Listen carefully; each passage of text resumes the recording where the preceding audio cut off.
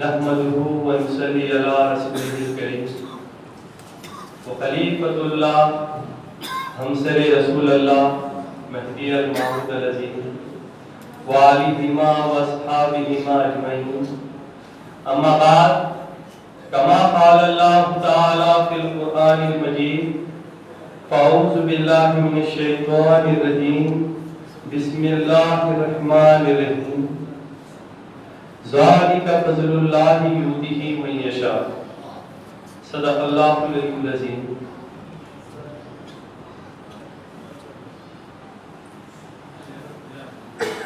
محترم المقام حضرت پیر و مرشد السید عطن سلمان میاں قنبلی صاحب قبلہ و حضرت پیر و مرشد سید محمود میاں ید اللہ صاحب قبلہ و حضرت مولانا الحاج سید عبد القدیر میاں قنبلی صاحب قبلہ و دیگر فقراء اعظام و معزز سامعین کرام، السلام علیکم ورحمۃ اللہ وبرکاتہ۔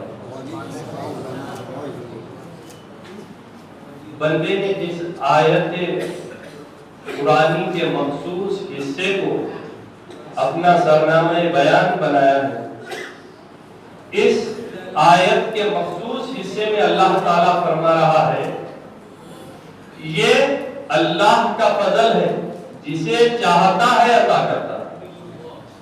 یقیناً یہ اللہ ہی کا فضل ہے جو آج ہم اور آپ یہاں پر جمع ہو کر حضرت بندگی میرا سید محمود ثانی مہدی رضی اللہ تعالیٰ عنہ کا ذکر کر رہے ہیں اور سن رہے ہیں۔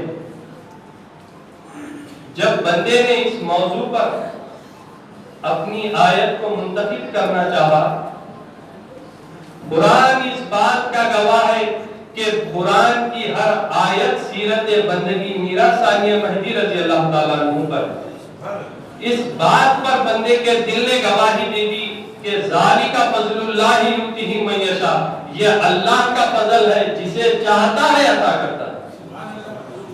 اسی نسبت سے بندے نے آج اپنا عنوان اس آیت مخصوصہ کے مخصوص حصے کو رکھا ہے، ذالک فضل اللہ یؤتیہ من یشاء، یہ اللہ کا فضل ہے جسے چاہتا ہے عطا کرتا ہے۔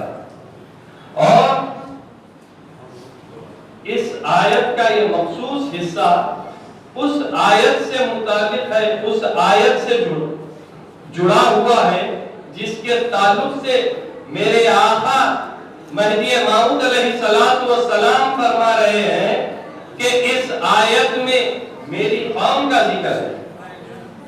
یا ایھا الذین آمنوا من یرتد منکم عن دینہ فسوف یأتی اللہ بقوم یحبهم ویحبونہ اذلۃ علی المؤمنین اعزۃ علی الکافرین یجاہدون فی سبیل اللہ ولا یخافون لومۃ لائم ذالک فضل اللہ یؤتیہ من یشاء واللہ واسع علیم۔ اللہ تعالیٰ اس آیت میں فرما رہا ہے کہ اے ایمان والو، جب تم پھر جاؤ گے اپنے دین سے تو اللہ تعالیٰ قریب ایک ایسی قوم کو لائے گا جس سے اللہ محبت کرے گا، اور وہ قوم اللہ سے محبت کرے گی۔ یہ مومنین کے حق میں نرم رہیں گے اور کفار کے مقابلے سخت رہیں گے، ملامت کرنے والوں کی ملامت کا خوف نہیں کریں گے۔ یہ اللہ کا فضل ہے، جسے چاہتا ہے عطا کرتا ہے۔ بے شک اللہ تعالی وسعت دینے والا علیم ہے۔ اس آیت میں اللہ تعالی ایمان والوں سے مخاطب ہو کر فرما رہا ہے کہ اے ایمان والوں، جب تم میں سے کوئی پھر جائے اپنے دین سے، یہاں میں توجہ کا طالب ہوں،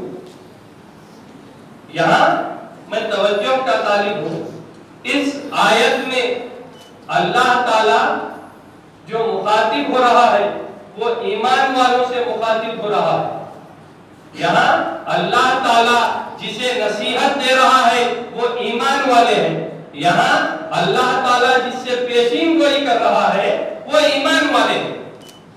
اس آیت میں ایمان والوں سے مراد صحابہ رسول صلی اللہ علیہ وسلم، یعنی جس سے نہیں نصیحت ہو رہی ہے وہ صحابہ رسول صلی اللہ علیہ وسلم ہے. جس سے پیشین گوئی ہو رہی ہے وہ صحابہ رسول صلی اللہ علیہ وسلم ہے. جس سے مخاطبت لی جا رہی ہے وہ صحابہ رسول صلی اللہ علیہ وسلم. میں اس بات کو اسی لیے آپ کو سمجھانا چاہتا ہوں کہ بعض لوگ اس آیت میں قوم کے ذکر سے ابو بکر صدیق کا ذکر لیتے ہیں. تو اس بات کو جاننا ضروری ہے کہ جب اس آیت کا نزول ہوا تو ابو بکر صدیق رضی اللہ تعالیٰ عنہ موجود تھے، اور جس قوم کا ذکر ہو رہا ہے وہ آنے والی قوم کا ذکر ہو رہا ہے. اور اس آیت میں مخصوص حصہ یہ بھی ہے اور یہ بات جو ہے بتائی جا رہی ہے کہ وہ قوم کب آنے والی ہے. تو بتایا جا رہا ہے کہ جب تم پھر جاؤ گے اپنے دین سے، یعنی یہ قوم تب آئے گی جب ایمان والے اپنے ایمان سے پھر جائیں گے. یعنی ایمان سے پھرنے کی مراد یہ نہیں ہے کہ وہ دین اسلام کو چھوڑ دیں گے. یہاں پھر جانے سے مراد وہ پھرنا ہے جیسے کہ آج کل لوگ مذہبیت سے پھر کر منکر ہو رہے ہیں، گستاخ ہو رہے ہیں. اس پھر جانے سے مراد وہ پھر جانا ہے. اس پھر جانے سے مراد وہ ہے کہ اللہ کی محبت سے دور ہونا اور دنیا کی طرف رغبت کرنا، یہ وہ پھر جانا ہے. سبحان اللہ سبحان اللہ سبحان اللہ سبحان. یہاں وہ پھر جانا مراد ہے جو دین کا عمل دنیا کے لیے کرنا، وہ پھر جانے سے مراد ہے. یہاں پھر جانا وہ مراد ہے جو مسلمان صرف نام کا رہنا، کام کا نہ رہنا، وہ پھر جانا مراد ہے. جب لوگ ایسے مسلمان ہو جائیں گے تب اللہ تعالیٰ ایک ایسی قوم کو لائے گا جس سے اللہ محبت کرے گا اور وہ قوم اللہ سے محبت کرے گا. تو یہ قوم کا جب عمل میں آئے گا. تو اسی لیے میرے آقا مہدی موعود علیہ السلام نے فرمایا ہے بندے کو اللہ تعالیٰ نے اس وقت بھیجا جبکہ مخلوق میں دین کا مطلب ختم ہو چکا تھا، سوائے کچھ لوگوں کے. تو یہاں اس فرامین مہدی موعود علیہ السلام سے ہم پر یہ ظاہر ہو رہا ہے کہ یہ قوم جو ہے قوم مہدی موعود علیہ السلام ہے. یہ قوم مہدویہ ہے. اور یہی نہیں بلکہ کئی مفسرین نے بھی اس آیت کی تفسیر میں قوم سے مراد جو ہے قوم مہدی بھی ہے. جیسا کہ صاحب تفسیر تعویلۃ القرآن نے اس آیت کی تفسیر میں لکھا ہے کہ اس قوم سے شاید قوم مہدی کا تعلق ہے. اور کئی مفسرین نے اس آیت میں قوم سے مراد قوم مہدی بھی ہے.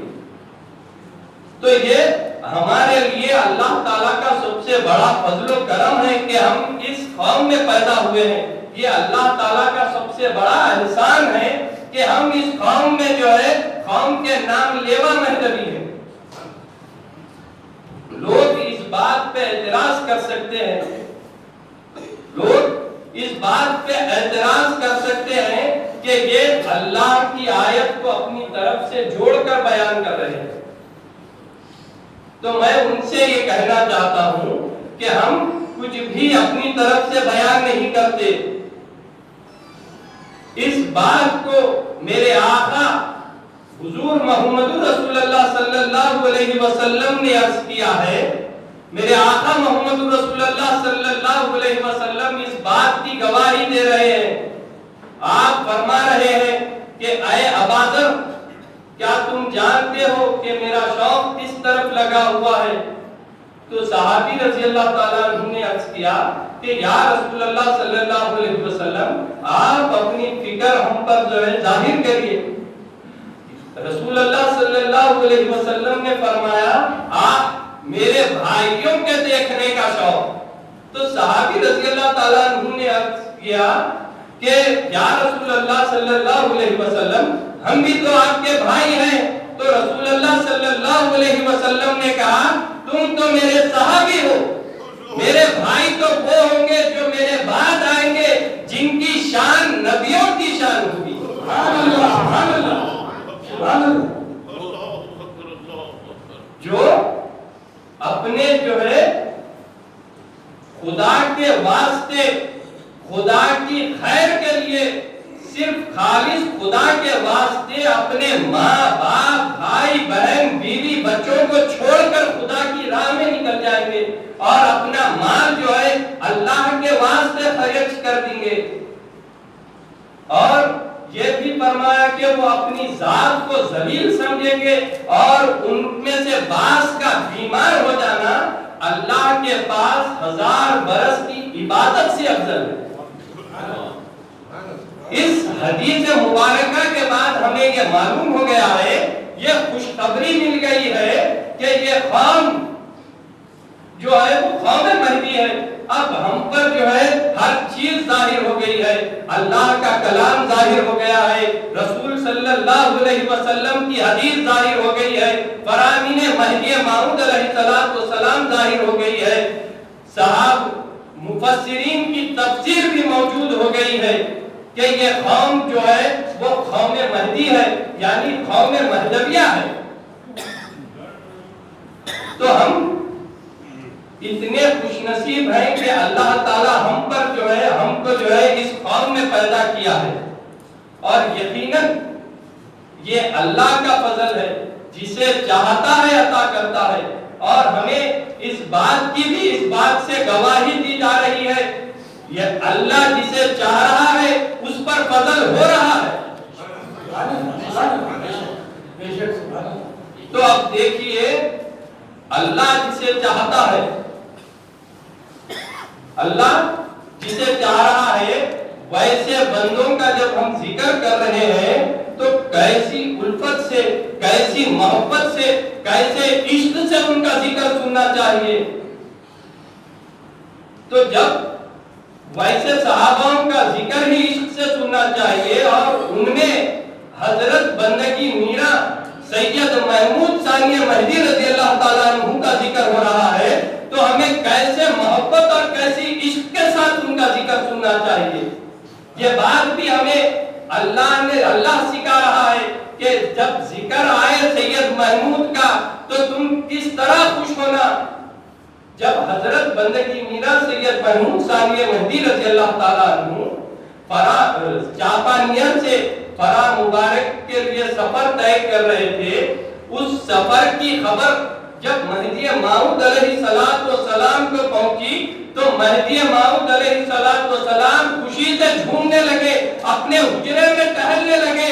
تو بی بی نے دیکھ کر عرض کیا کہ میں نے آپ کو کبھی اتنا خوش نہیں دیکھا۔ تو مہدی موعود علیہ السلام فرما رہے ہیں کیوں کر خوش نہ ہوں کہ جب سید محمود آ رہے ہیں۔ آپ بتا رہے ہیں کہ سید محمود کا جب ذکر آئے تو اس طرح خوش ہو، اور اب ہم پر یہ بات ظاہر ہو گئی ہے۔ سبحان اللہ، سبحان اللہ۔ اب ہم پر یہ بات ظاہر ہو گئی ہے کہ سید محمود ثانی مہدی رضی اللہ تعالیٰ عنہ کا ذکر سننا اور اس پر خوش ہونا، یہ مہدی موعود علیہ السلام کو خوش کرنا ہے۔ اور جس شخص سے مہدی موعود علیہ السلام خوش ہوتا ہے اس سے اللہ خوش ہوتا ہے۔ یہ میرے آقا بندگی میرا سید محمود ثانی مہدی رضی اللہ تعالیٰ عنہ کا مقام ہے جس کے ذکر سے اللہ خوش ہوتا ہے۔ بے شک ذالک فضل اللہ یؤتیہ من یشاء، یہ اللہ کا فضل ہے، جسے چاہتا ہے عطا کرتا ہے۔ اب اس دور میں جب ہم ایسی شخصیت کا حضرت بندگی میرا ثانی مہدی رضی اللہ تعالیٰ عنہ کا ذکر سنتے ہیں تو ہمیں کتنی خوشی ہونی چاہیے. جب آپ کی ولادت پر سعادت ہوئی،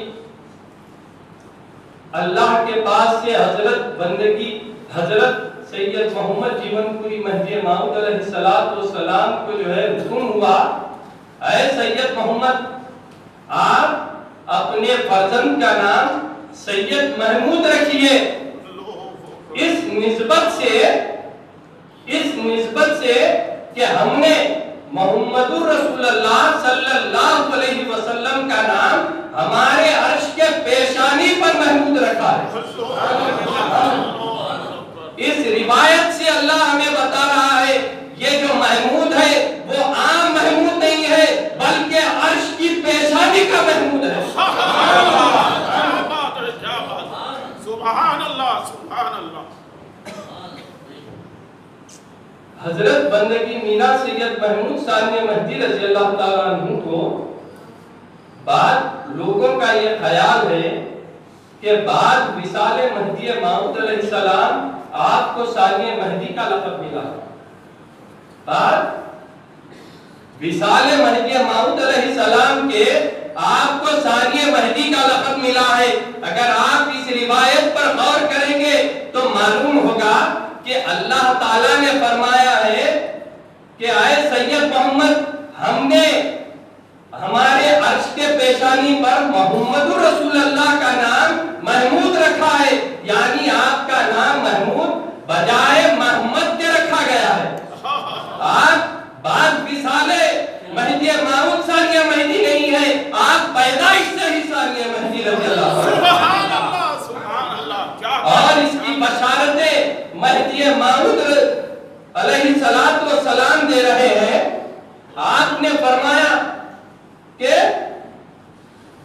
بندے میں اور بھائی سید محمود میں سوائے نام کے کچھ فرق نہیں ہے. بندے کو مہدی کہتے ہیں اور بھائی محمود کو مہدی نہیں کہتے.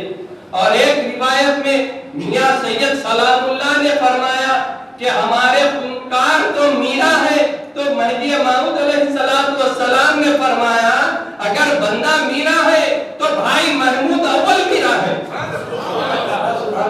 جب خراسان میں پہنچے، جب اپنے آخری جمعے کی نماز پڑھنے کے لیے مہدی موعود علیہ السلام جا رہے تھے، بازو میں ثانی مہدی رضی اللہ تعالیٰ عنہ آ گئے تو بھائی سید مہدی موعود علیہ السلام نے عرض کیا بھائی سید محمود آپ آگے چلو یا پیچھے چلو، کیونکہ دو ذات جو ہے برابر ہو گئے ہیں.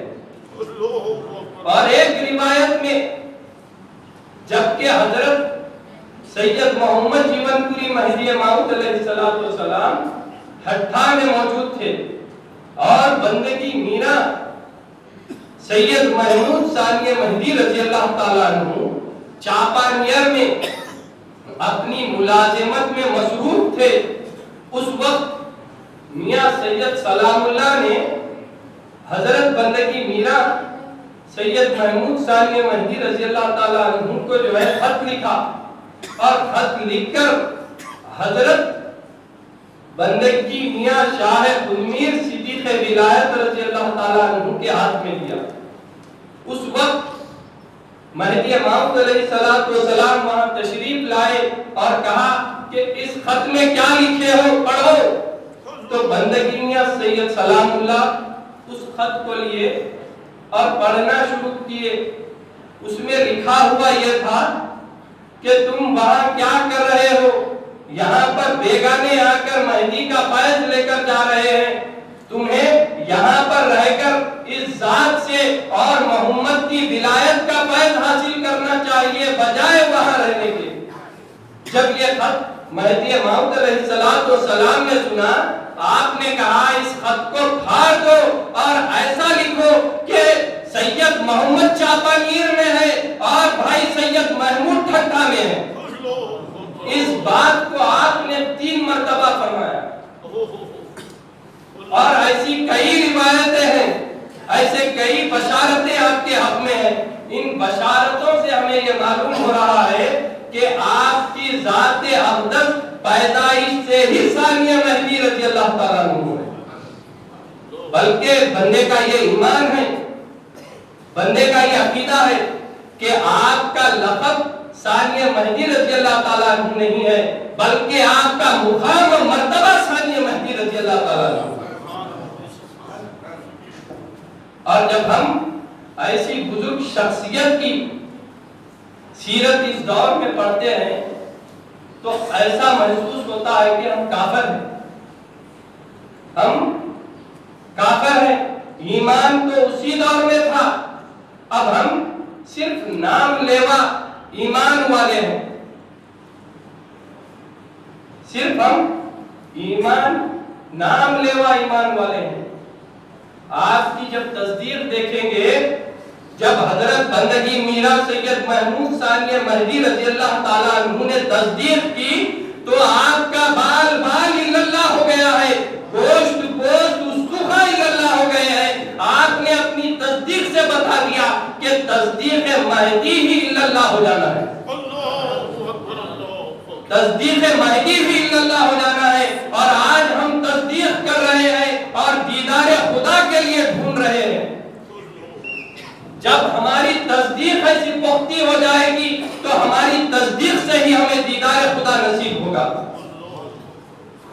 آج کل کا یہ ماحول ہے، میں اسے بتانا نہیں چاہتا، یہ کیسی تصدیق تھی یہ بتانا چاہوں گا کہ حضرت بندگی میرا سید محمود ثانیہ مہدی رضی اللہ تعالیٰ عنہ کی تصدیق کیسی تصدیق تھی۔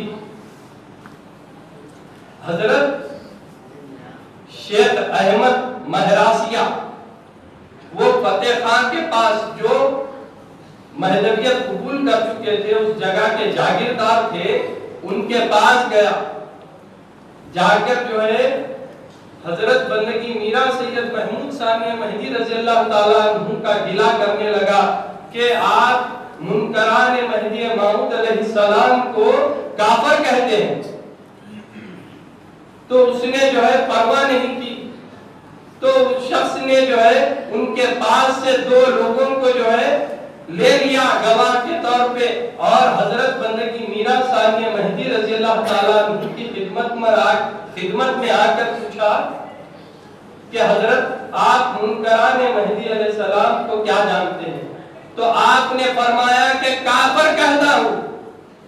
پھر دوبارہ بات اس نے پوچھا، دوبارہ ملا شیخ احمد مہراسیہ نے پوچھا کہ آپ منکران مہدی علیہ السلام کو کیا جانتے ہو؟ تو آپ نے فرمایا کہ اکبر جانتا ہوں۔ پھر تیسری بار فرمایا کہ آپ منکران مہدی علیہ السلام کو کیا جانتے ہو؟ تو آپ نے جواباً عرض کیا کہ ازلم جانتا ہوں۔ اس کے بعد اس نے یہ پوچھا کہ فتح خان پوچھتے، یہ سوال فتح خان پوچھتے ہیں، تو بندگی میرا سید محمود ثانیہ مہدی رضی اللہ تعالیٰ عنہ نے عرض کیا، فتح خان کیا چیز ہے؟ اگر سلطان محمود بھی ہو اور بندگی اور حضرت مہدی موعود علیہ السلام کا انکار کیا تو وہ کافر ہے۔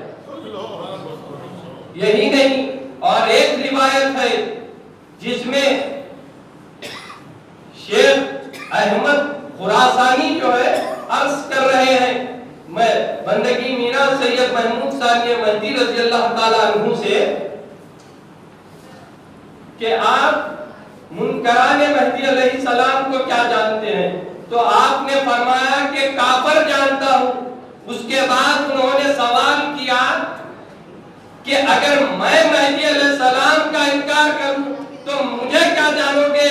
تو آپ نے جواباً عرض کیا کہ تم کیا ہو؟ اگر بایزید بھی ہو اور مہدی موعود علیہ السلام کی ذات کا انکار کرے تو کافر ہو جائے۔ تو یہ تصدیق کا اصل ہے جسے ہمیں تھامنا چاہیے۔ تصدیق کیسی تصدیق ہے؟ جسے جو ہے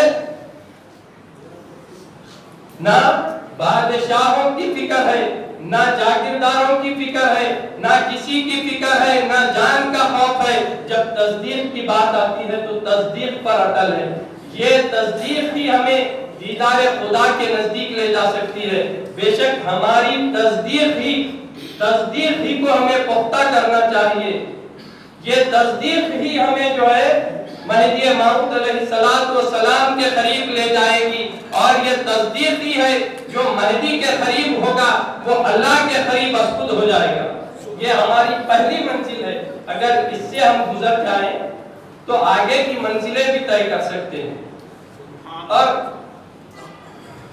حضرت بندگی میرا سید محمود ثانی مہدی رضی اللہ تعالی عنہ کا یہ فعل رہا ہے کہ آپ جہاں پر بھی دائرہ باندھتے وہاں پر جو ہے خزانے ظاہر ہو جاتے، تو آپ جو ہے اس جگہ پر خزانے کو وہیں پر دفن کر اپنا جو ہے دائرہ کہیں اور باندھتے اور اللہ سے دعا کرتے کہ یہاں پر کوئی خزانہ نہ نکال یا اللہ، اس کے بعد اپنا دائرہ باندھتے۔